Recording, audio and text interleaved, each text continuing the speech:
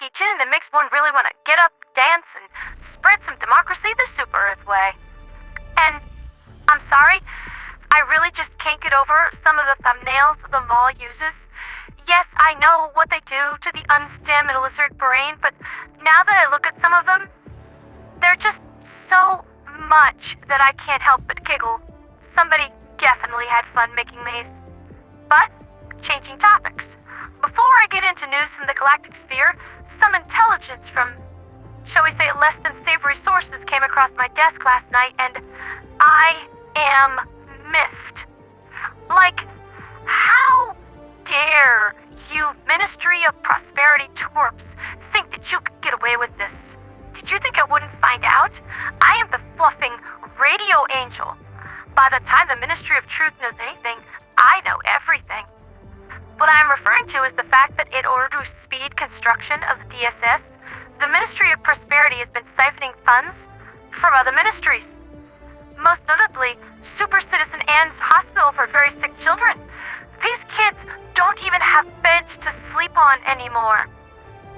So help me, you bean-counting little weasels. I'm gonna cram my foot so far up your keisters you're gonna be coughing up my shoelaces every time you yawn from now on.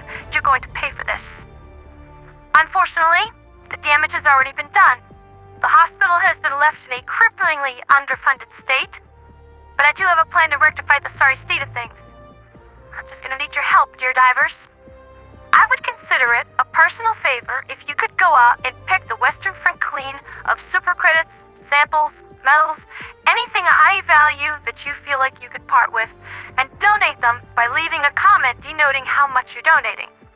Also, scrap from bot kills will be sent off to a small manufactory some partners of mine have rented out for the production of hospital beds, so include how many automatons you've cut down in the comments too. These manufactories are repurposed from defunct munitions production plants, and once the beds are crafted, they'll be delivered via Pelican to Super Citizen Anne. She did a lot of good for these kids once, HellDivers, and I am not going to let some pencil-pushing dweeb take that away from you because some numbers on a spreadsheet didn't meet his seal of approval. My impending wrath upon the hapless nerds of the MLP aside, the galactic news. As predicted, the automaton attack upon Zethia was turned aside last night, with the bots returning to Clasa to lick their wounds. One may never truly know what pushed the clankers to try to open up into a new war front seemingly unrelated to any ongoing war goal, but whatever they were trying to do, it didn't work.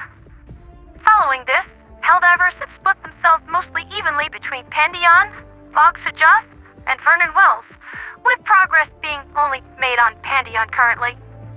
2 out of the 3 defenses required by Command happened 1 for this major order, and with only 1 remaining, all signs point to Tarsh as the most likely candidate, to which the attack could come at any time.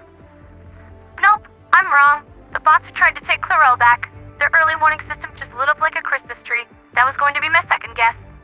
As for news on the home front, it's not pretty. Nearest is that I can tell is that Super Hurricane Milton's eye wall has been broken once it made landfall last night, and now it's just a really big, especially aggressive thunderstorm. I mean, it's still bad, just not the cataclysmic angry cat storm that it once was. This image was submitted to the show by Sky of the SES Song of Starlight, who was one of the HellDivers who refused to leave when offered extraction. I'm glad that you're still with us, my friend. Others, such as Tyler of Low Sodium and the Special Forces Demon Corps Collective Command, still have not been able to make contact.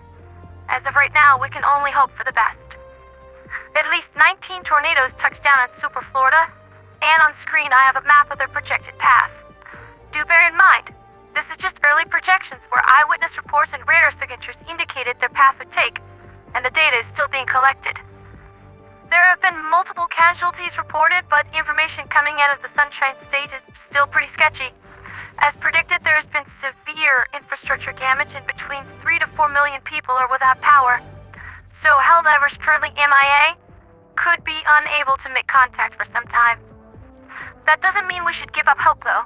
Once Milton finally has the decency to fluff off back to the Atlantic, experts in the field of infrastructure stand ready to start repairing the damage and get some concrete information flowing again.